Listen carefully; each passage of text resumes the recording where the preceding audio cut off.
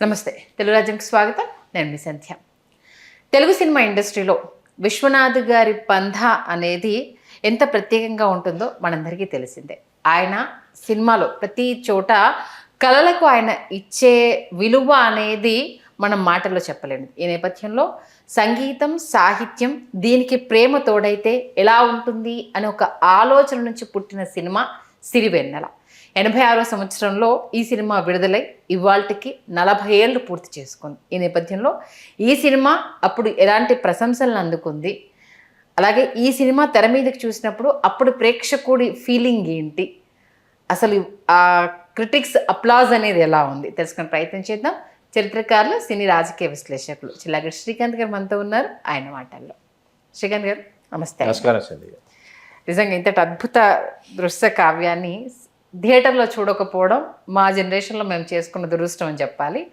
40 ఏళ్ళు పూర్తి చేసుకోవడం అంటే మామూలు విషయం కాదు. ఒక గుడ్డివాడు, ఇంకొక మూగమ్మాయి ప్రేమ మధ్యలో కళని ఎంకరేజ్ చేసిన ఒక వేశ్యానాల, లేకపోతే ఆమె క్యారెక్టర్కి సంబంధించి ఇక్కడ ఏమని సంబోధించాలో కూడా నాకు తెలియట్లేదు.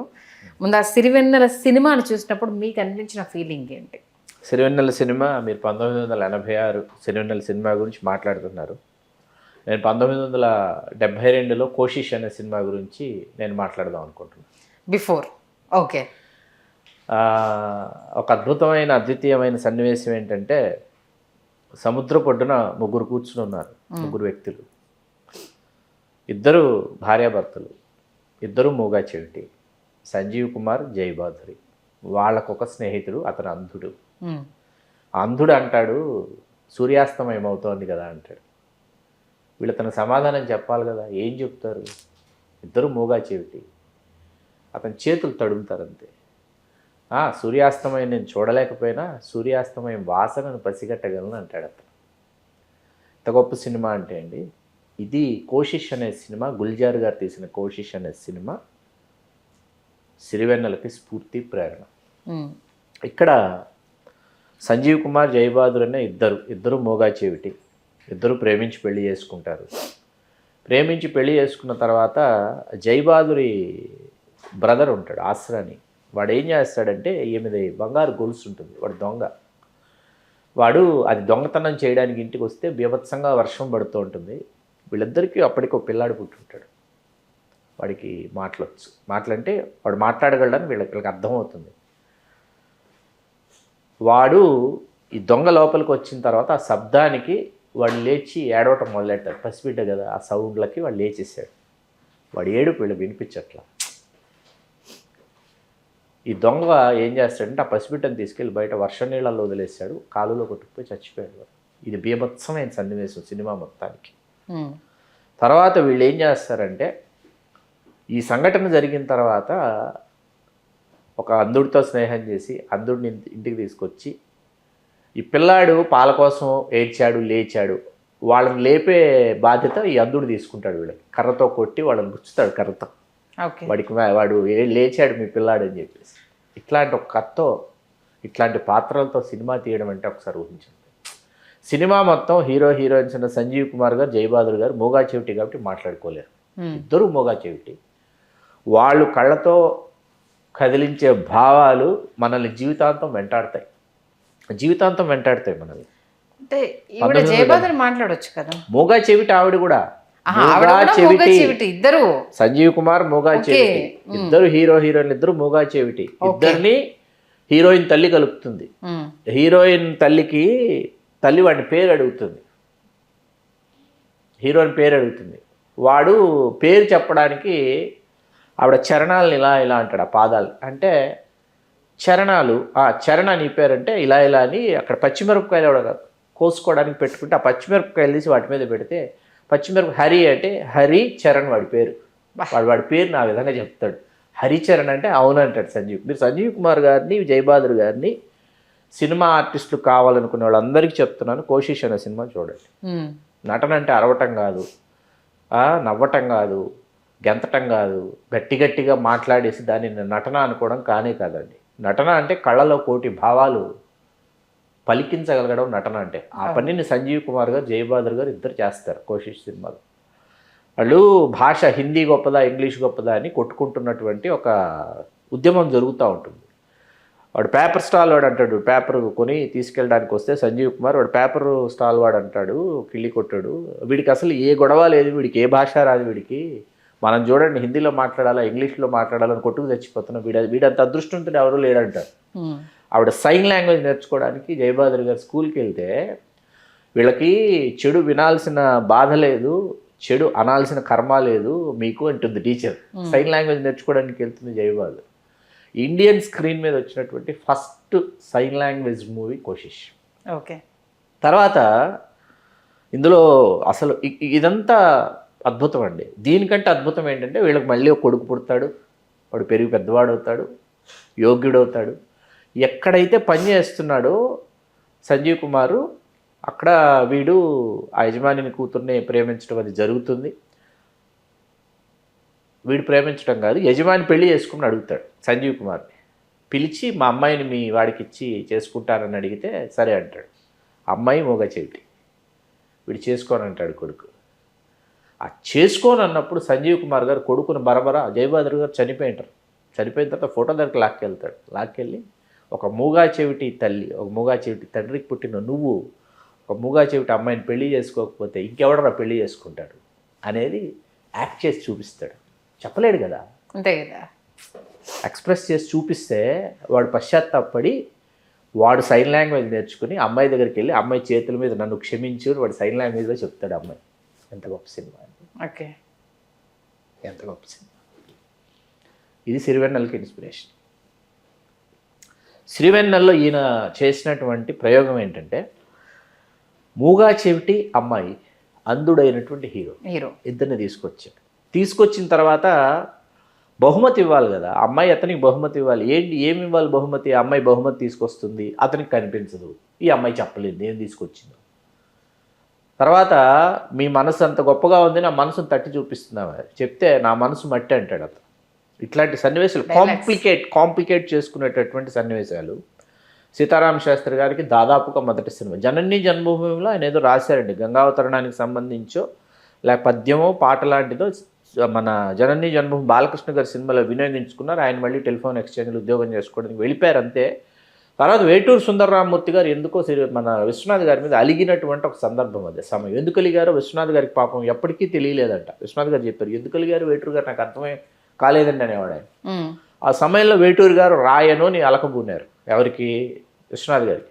అప్పుడు ఈయన గుర్తొచ్చి గంగావతరణం అప్పుడు చెప్పిన సీతారామ శాస్త్రి, చేంబోలు సీతారామ శాస్త్రి ఎక్కడున్నాడని పిలిపించి మామూలుగా ఈ సినిమాకి సంబంధించండి ఈవేళ మీరు సిరివెన్నెల చూస్తున్నా పాటల రచయితగా సీతారామ శాస్త్రి గారు, మాటలు రాసినటువంటి ఆకేళ్ల గారు, సాయినాథ్ గారు, వీళ్ళకి విశ్వనాథ్ గారు ఎంత స్వేచ్ఛనిచ్చారంటే షూటింగ్ జరిగినన్నాళ్ళు వీళ్ళని పూర్తిగా లొకేషన్లో ఆయనతో పాటే ఈయన ఉండిపోమని చెప్పి ఉంచుకున్నారు. అక్కడ ఉంచుకొని మీరు ఏం రాస్తారో రాయండి, నాకేం కావాలో నేను తీసుకుంటాను అన్నాడు. నంది హిల్స్లో ఎక్కువ భాగం నంది హిల్స్లో చేశారు షూట్. చేసినప్పుడు వీళ్ళ ఇష్టానికి వీళ్ళు చెలరైపోయి రాసేవాళ్ళు. అంత ఫ్రీడమ్ ఇచ్చిన తర్వాత ఇష్టానికి చెలరైపోయి రాసేవాళ్ళు. రాసినప్పుడు ఏంటంటే ఆయనకు అందులోంచి ఏం తీసుకోవాలి, ఏం తెర మీదకి తీసుకురావాలి, ఏ మాట తీసుకోవాలి. ఒకరోజు కూర్చుని మామూలుగా ఏమైనా రాసింటే వినిపించవా అంటే శివుడి మీద నిందాస్తుతి రాశానంటే వినిపించుంటే ఆది భిక్షువు వాడినేది కోరేది బూడిదిచ్చే వాడిని ఏమి అడిగేదంటే ఏమిటేమిటి మళ్ళీ చెప్పు అన్నారు. ఆది భిక్షువు వాడినేది అడిగేది బూడిదిచ్చే వాడిని ఏం కోరేదంటే చరణాలు కూడా రాసి మనం పాట తీస్తున్నాం ఉన్నారు కృష్ణ. ఈ గాలి ఈ నెల ఈ ఊరు సెలయ్యరు. ఎలాంటి పాటలు, ఎంత గొప్ప పాటలు. ఈ గాలి ఈ ఊరు ఈ నెల సెలయ్యరంటే ఈ నాలుగు లేకుండా ఒక మనిషి జీవితం అనేది ఒక స్థాయికి రావడం, ముందుకు రావడం సాధ్యపడదు. ఇవన్నీ దాటుకునే ఏ మనిషినే రావాలి. అంటే ఒక తాత్విక చింతనాన్ని సిరివెన్నెలలో ప్రవేశపెట్టి ఈ సినిమా మొత్తానికి కాంప్లికేటెడ్ ఏంటంటే ఇప్పుడు విధాత తలపున ప్రభవించినది ఇవన్నీ అద్భుతమైన ప్రాగ్దిశ అంటే తూర్పు దిశ నుంచి వచ్చేటటువంటి ఆ సూర్యుడి కిరణాలు మయూఖ అనేటటువంటి ప్రాగ్దిశ వీణ పైన దినకర మయూఖ తంత్రుల పైన. మయూఖం అంటే దినకరుడు, మయూఖ తంత్రులు అంటే దినకరుడు ఆ సూర్యుడి యొక్క కిరణాలు అగ్నిజ్వాలలాగా అవి అట్లాంటి పదప్రయోగాలన్నీ చేసి భాష రాని వాడికి మనకి ఎట్లాగైతే శంకరానాథ శరీరాపుర ఇవి పాట రాని వాడు కూడా పాడుకున్నాడు శంకరాభరణంలో, సిరివెన్నెలలో కూడా విధాత తలపున పాట రాని వాడు కూడా పాడుకున్నాడు, విన్నాడు, ఆస్వాదించాడు అనమాట. అది సీతారామ శాస్త్రి గారు సాధించినటువంటి ఒక విజయం. ఇలాగా ఈ సినిమా ఎంటైర్ సినిమా కాంప్లికేటెడ్ అంటే ఆ పెయింటింగ్ ఏదైతే ఉందో ఉచ్ఛ్వాస నిశ్వాసాలు, ఆ వేణువుని నాసికగా తీసుకొచ్చి ఆ బ్రహ్మరంధ్రం దాకా వెళ్ళి ఆ చేసినటువంటి అమౌనో దర్శనం ఇది ఆ థాట్ రావటం లేదంట. ఆర్ట్ డైరెక్టర్ ప్రతిరోజు అడుగుతున్నాడంట విశ్వనాథ్ గారు, సార్ చెప్తారంటే ఒకరోజు 4 గంటలకు 5 గంటలకు ఉదయాన్నే ఆయనకు ఆలోచన వచ్చింది విశ్వనాథ్ గారు. అప్పుడు వెంటనే ఆర్ట్ డైరెక్టర్ని పిలిచి ఇదయ్యా నా ఐడియా అంటే, అద్భుతం సార్ అని వెళ్ళిపోయి ఆ పెయింటింగ్ యు ఆర్ ద బావ, యు ఆర్ ద రాగా, యు ఆర్ ద తాళ, జ్యోతి కదా ఆమె పేరు, ఆ జ్యోతిని ఇచ్చి అద్భుతమైనటువంటి సినిమా అండి. ఈ సినిమాకి స్ఫూర్తి ప్రేరణ కోషిష్ లేకపోతే సిరివెన్నెల లేదు, వచ్చేది కాదు. అంటే ఆవిడని మ్యారేజ్ చేసుకోవాలి అనుకున్నప్పుడు ఆవిడకేంటి, నా లైఫ్ స్టైల్ వేరు, నేను వేశ్యను, ఎంత నా కోసం తప్పించే వ్యక్తి అని అంటే నేనెవరో తెలియదు, నేను ఎలా ఉంటారో నీకు తెలియదు అని అంటే ఆకారం ఏంటి, రూపం ఏంటంటే ఒక్కొక్క పదాన్ని ఆవిడ క్వశ్చన్ వేయడము, దాన్ని ఈయన పాట రూపంలో వ్యక్తపరచడము అనేది అద్భుతం అండి. అది ఇలాంటి వ్యక్తి పక్కన నేను ఉండకూడదు అనేసి అతనికి తెలియకూడదు అనేసి. మీకు ఇందాక మనం కోషిష్లో సూర్యోదయం గురించి మాట్లాడాం. మనం అక్కడ సూర్యాస్తమయం అవుతోంది కదా అంటే వాళ్ళు సమాధానం చెప్పలేకపోతే సూర్యాస్తమయం అవుతోందని నాకు అర్థమవుతుంది, వాసనను పసిగట్టగలని నేను అంటాడు. అది మీకు ఎంత స్ఫూర్తి చెంది విశ్వనాథ్ గారు ఇక్కడ సన్నివేశం చేశారంటే, అతను సూర్యోదయం గురించి తెలుసుకోవాలి, సూర్యోదయం గురించి నీకు తెలుసుకోవాలని ఉందా ఆ తీసుకొచ్చి ఆవిడ కొంగు గప్పేసి వేసి ఆవిడ స్పర్శతో తనకి చెప్పడము, ఆ స్పర్శ నుంచి అతను అనుభూతి చెంది పాటను తీయడము అనేది, అంటే చూస్తున్న వీక్షకుణ్ణి ఇది వాళ్ళకు అంటే జడ్జిమెంట్ చేయడము, అంటే నేను దీన్ని ఫీల్ అయ్యాను, అది మీరు కూడా ఫీల్ అవ్వాలి అనేసి ప్రతి ఒక్క ప్రేక్షకుడిని ఏం చూపించాడు. అన్ని పాత్రలు అండి. మిశ్రో గారి పాత్ర, తాతగా చేసిన మిశ్రో గారి పాత్ర ఒకటి, తర్వాత శుభలేఖ సుధాకర్ గారి పాత్ర ఒకటి, ఇంకా దిశలో కోపం పెంచుకొని అసలు వీడి వల్ల నాకు అన్ని పోతున్నాయి అనేసి సుధాకర్ గారు, వరలక్ష్మి గారి పాత్రలు ఎంత అద్భుతంగా ఉంటాయంటే, పెళ్ళి అవుతుందంటే జాకెట్కి ఇవి బత్తాలు కుట్టించుకున్నామని అడుగుతుంది, పట్టట్లేదు తీసుకెళ్ళంటే కాసేపట్లో పెళ్ళి అవ్వబోతుంది, నీకు నాకు వెళ్ళమంటావు. ఇట్లాంటివన్నీ విశ్వనాథ్ గారి సినిమాల్లో ఉండేటువంటి సున్నితమైనటువంటి అంశాలని చొప్పించి ఆయన చేసినటువంటి ఇది కావచ్చు. జిత్మోహన్ మిత్రా గారి రైల్వే పాత్ర కావచ్చు, రైల్వే టీసీ పాత్ర కావచ్చు, ఈశ్వరరావు గారు చేసిన పాత్ర, ముస్లిం పాత్ర, జట్కా తోలే వాడి పాత్ర కావచ్చు, ఏ ఒక్క పాత్ర అయినా సరే ఆయన ఏంటంటే ఆయన నిజ జీవితంలో విశ్వనాథ్ గారు ఎక్కడో ఎప్పుడో చూసినటువంటి పాత్రలు, తారసపడినటువంటి పాత్రలు. అట్లాగే ఆయనకి స్పర్శకు సంబంధించి ఆయన ఒకసారి ఒక ఇంటర్వ్యూలో ప్రశ్నించారు విశ్వనాథ్ గారు. ఎందుకంటే స్త్రీ తాలూకు తొలి స్పర్శ పురుషుడు అతను పొందినప్పుడు అది ఎట్లా అంటే ఎలక్ట్రో మ్యాగ్నెటిక్ వైవ్స్ అని చెప్తూ విశ్వనాథ్ గారు ఆయన ఏదైతే ఆయన టీనేజ్లో వాళ్ళ ఎదురింట్లో ఉన్న అమ్మాయి మంచినీళ్ళు తీసుకెళ్ళడానికి లేకపోతే కాఫీ తీసుకురావడానికి వీళ్ళ ఇంటికి వచ్చినప్పుడు ఆ చేతి స్పర్శ తగిలిందంట విశ్వనాథ్ గారికి. అది ఇప్పటికీ నాకు గుర్తుంది అంటాడు ఆయన. దానిని నేను ఇక్కడ అప్లై చేశాను అంటాడు ఆయన. ఇక్కడ మున్మున్ సేన్ వర్సెస్ సర్వదమన్ బెనర్జీ, వాళ్ళిద్దరికి నేను అప్లై చేశాను. సుహాసిని గారి జీవితం చాలా గొప్ప పాత్ర అండి. సుహాసిని గారి చాలా గొప్ప పాత్ర. నాకు ఇది టీవీలో సీరియస్లీ టీవీలో చూసినప్పుడు ఆవిడ ఎందుకు చనిపోతుంది అనేది అప్పుడు ఆ ఏజ్లో అర్థం కాలేదు. తర్వాత ఒక 2-3 ఇయర్స్ తర్వాత కూడా చూసిన విశ్వనాథ్ గారి సినిమాలో చాలా మటుకు కొన్ని అంటే బ్యాక్గ్రౌండ్లో వచ్చేవి అవి మరొక్కసారి తీక్షణంగా చూస్తే తప్పితే, మూవీలో లీనమైపోయిన వాళ్ళకి తప్పితే కొన్ని అర్థం కావు. ఎందుకంటే స్టోరీ బ్యాక్గ్రౌండ్లో జరిగేదానికి మళ్ళీ బ్యాక్ వెళ్ళి ఆ కనెక్టివిటీ ఉంటుంది కదా. అసలు ఆవిడ ఎందుకు చనిపోయిందని మా అమ్మని అడిగినప్పుడు మా అమ్మగారు చెప్పారు. తన లైఫ్కి సంబంధించి ఎంత తనను హై లెవెల్కి తీసుకెళ్ళడానికి తన ప్రోత్సాహం అయినా తన బ్యాక్గ్రౌండ్ వేరు, తన లైఫ్ స్టైల్ వేరు. ఆమె ఒక వేశ్య అయ్యి ఉంటే నేను మోసం చేసి తన జీవితం నన్ను అంత ఉన్నత స్థానంలో చూస్తున్న అతని జీవితంలోకి నేను వెళ్ళడం కరెక్ట్ కాదు అనేసి తనను తాను ఆత్మార్పణం చేసుకుంటుందన్నప్పుడు బాబా ఇంత ఇండెప్త్ ఉందా దీంట్లో అని అప్పుడు మా అమ్మగారు ఎక్స్ప్లెయిన్ చేసిన తర్వాత అర్థమైంది. అందులో చాలా అద్భుతం ఏంటంటే రమణమూర్తి గారి పాత్ర, రమణమూర్తి గారి మనవరాలు మీనా పాత్ర, చందమామరావే పాట ఒకటి, ఆ పాట చిత్రీకరణ, ఇవన్నీ అంటే అతను వేణునాదంతో చంద్రుడు వచ్చేసాడు ఇంకా అని చెప్పేసి ఆ అమ్మాయికి అనుభూతి కలిగిస్తున్నాడు పండిట్ హరిప్రసాద్ చౌరాసియా గారు. భారతదేశం గర్వించదగ్గ సుప్రసిద్ధ వేణు విద్వాంసులు ఎవరైతే ఉన్నారో ఆ వేణు విద్వాంసులైన హరిప్రసాద్ చౌరాసియా గారి చేత ఈ సినిమాలో ఉన్నటువంటి కంప్లీట్ ఫ్లూట్ ఏదైతే ఉందో అది చౌరాసియా గారు చేసినటువంటి విన్యాసాలు అవన్నీ కేవి మహాదేవన్ గారు సంగీత దర్శకులు అయినప్పటికీ, పొహళేంది గారు ఆయన ప్రాణం పెట్టి ఆయన మిగతా అవన్నీ తనంత పూర్తి చేసినప్పటికీ, అంటే ఒక కళను ఏంటంటే సాక్షాత్కరింప చేయడం అనేది అద్భుతం అండి. 86లో ఏమైందంటే ఈ సినిమా విడుదలయ్యి 5-6 రోజులకే తీసేశారు. మాకు పరీక్షలు ఏవో జరుగుతూ ఉన్నాయి కాబట్టి వెంటనే థియేటర్లో చూసే అవకాశం లేకుండా పోయింది. అయ్యో ఏంటి తీసేశారు, పాటలు ఎక్కడ చూసినా పాటలు వినిపిస్తున్నాయి, ఎక్కడ చూసినా పాటలు వినిపించావు. మా ఎయిత్ క్లాస్లో ఉన్నాను. 8th క్లాస్కి వస్తే 8th క్లాస్లో ఉంటే మాకు ఈ టీచర్ ట్రైనింగ్ అయినటువంటి వాళ్ళు స్కూల్స్కి వచ్చి మాకు పాఠాలు చెప్పాలి. దీనిని వాళ్ళని సర్టిఫై చేస్తారు మిగతా ఆల్రెడీ ఉన్నటువంటి టీచర్స్. అలా టీచర్ ట్రైనింగ్ అయినటువంటి వాళ్ళు వచ్చిన వాళ్ళల్లో ఒక టీచరు ఈ పాట పాడారు, విధాత తలపున ప్రభవించినది. ఈ పాట పాడారు అద్భుతంగా, చాలా గొప్పగా పాడారు ఆవిడ. పాడిన తర్వాత నాకు ఎంత కోపం వస్తుందంటే, ఈ సినిమా థియేటర్లో చూడలేకపోయాము, సినిమా ఏమో వచ్చి వెళ్ళిపోయింది, ఎప్పుడు చూస్తామో ఏంటో అని చెప్పి విలవిల్లాడుతుంటే బెనిఫిట్ షో లాగా ఒక వారం 10 రోజుల తర్వాత మార్నింగ్ షో వచ్చి ఏదో బెనిఫిట్ షో కోసం వేశారు, సిరివెన్నెల బెనిఫిట్ షో అని చెప్పి. అమ్మయ్య అని చెప్పి ఊపిరి పీల్చుకుని వెళ్ళి నేను మా అమ్మ ఇద్దరు వెళ్ళాము సినిమాకి. చాలా గొప్ప సినిమా అండి, చాలా అంటే చాలా గొప్ప సినిమా. అంటే అంత తొందరగా తీసేయడానికి reason commercially flop. Okay, commercially అలాంటి ఫ్లాప్ కాదు సినిమా. కమర్షియల్గా అస్సలు పే చేయలే సినిమా. గొప్ప సినిమా, చాలా గొప్ప. టీవీలోకి వచ్చాక మాత్రం టీవీలో బీభత్సం. టీవీలో మీకు టీవీలో కాదండి, యాక్చువల్గా ఏంటంటే టీవీలో మనం ఇప్పుడు ఓటీటీనో లేకపోతే యూట్యూబ్ ఇప్పుడు చూసేయగలం వెంటనే. నేను అనేది ఏంటంటే టీవీలో వాడు ఎప్పుడో వేస్తే మనం చూడాలి. ఆ ఎప్పుడో వేసిన రోజు కూడా నేను బాగా గుర్తుంది, 1995లో టీవీ ఛానల్స్లో వేసినప్పుడు ఉండే కదా ఉన్నాయి మనకి జెమిని, ఈ టీవీలో వేశారు. దేనిలోనే ఉదాహరణలో వేస్తే నేను మద్రాసులో ఉన్నా. మద్రాసులో ఉంటే మధ్యాహ్నం సినిమా పెడితే దాదాపు మా ప్రొడక్షన్ ఆఫీస్లో దాదాపు 20 మందో 30 మందో కూర్చుని పిన్ డ్రాప్ సైలెన్స్గా చూసాం సినిమా. అందరి ప్రొడక్షన్ ఆఫీసుల్లో సిరివెన్నెల వస్తుందని చెప్పేసి. తర్వాత మీకు VHSలు పక్కన పెడితే VCDలు DVDలు వచ్చిన తర్వాత మీకు ఇమ్మీడియట్గా సేల్ అయిపోయేటటువంటి ఎవరన్నా వెళ్ళారు ఫస్ట్ టైం షాప్కి వెళ్ళారు, DVD షాప్కో VCD షాప్కో, ఖచ్చితంగా వెంటనే కొనేసినటువంటి DVDస్లోనో VCDస్లోనో సిరివెన్నెల ఉండేది ఖచ్చితంగా. వెంటనే కొనేవాళ్ళు అనమాట. ఓకే, 2-3 డిఫరెంట్ కంపెనీస్ వాళ్ళ దగ్గర రైట్స్ ఉన్నాయి, అంత పోటీ ఉండేది. DVD VCD వాళ్ళు బాగా సొమ్ము చేసుకున్నటువంటి సినిమా సిరివెన్నెల.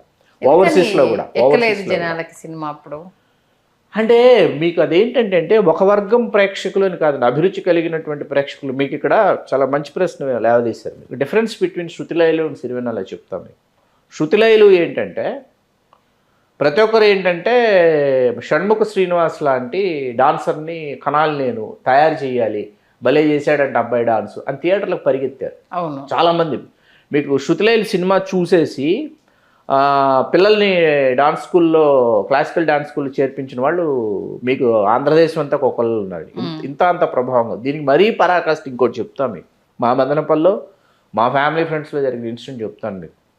నళిని అక్క అంటాం మేము. నళిని అక్క, ఆమెకు 3 అమ్మాయిలు. ఆవిడ శృతిలయలు సినిమా చూసేసి వచ్చేసి అప్పటికి ఆపరేషన్ అయిపోయింది, రామాంజనేయులు గారు హస్బెండ్ రీక్యానలైజేషన్ ఆపరేషన్ చేయించి అబ్బాయిని కంది డ్యాన్స్ నేర్పించాలి, కొడుకుని కానీ నేనని. విశ్వనాథ్ గారి వీరాభిమాని. అబ్బాయి పెళ్లికి విశ్వనాథ్ గారిని ఆహ్వానించడానికి పెళ్లి పత్రికలు తీసుకుని వస్తే నేనే విశ్వనాథ్ గారిని ఇంటికి తీసుకెళ్ళి కల్పించాను. అంతకుముందు మదనపల్లి విశ్వనాథ్ గారు చాలా కార్యక్రమాలకు వచ్చారండి, సన్మాన మహోత్సవాలకు. అప్పుడు కూడా ఆవిడ కలిసి మీ శృతిలయలు చూడకపోతే నేను కొడుకుని కనేదాన్ని కాదని వెంటనే విశ్వనాథ్ గారు ఆవిడని గుర్తుపెట్టి చాలా ప్రేమగా రిసీవ్ చేసుకునేవాడు. ఇంతకంటే పరాకాష్ట ఉంటుందండి చెప్పండి. ఇక్కడ మీరు ఇప్పుడు ఏమన్నారు, ఎందుకు సిరివెన్నెల ఇచ్చేలేదు? సిరివెన్నెలకు వచ్చిన తర్వాత ఇప్పుడు అంధుడిలాగా ఫ్లూట్ వాయించుకుంటూ వెళ్ళాలా, లేకపోతే మాటలు రాని అమ్మాయిలాగా బొమ్మలు తీసుకుంటూ కూర్చోవాలనేటటువంటి ఒక డిస్కనెక్టివిటీ ఉంటుంది ఆడియన్స్కి. వాళ్ళకు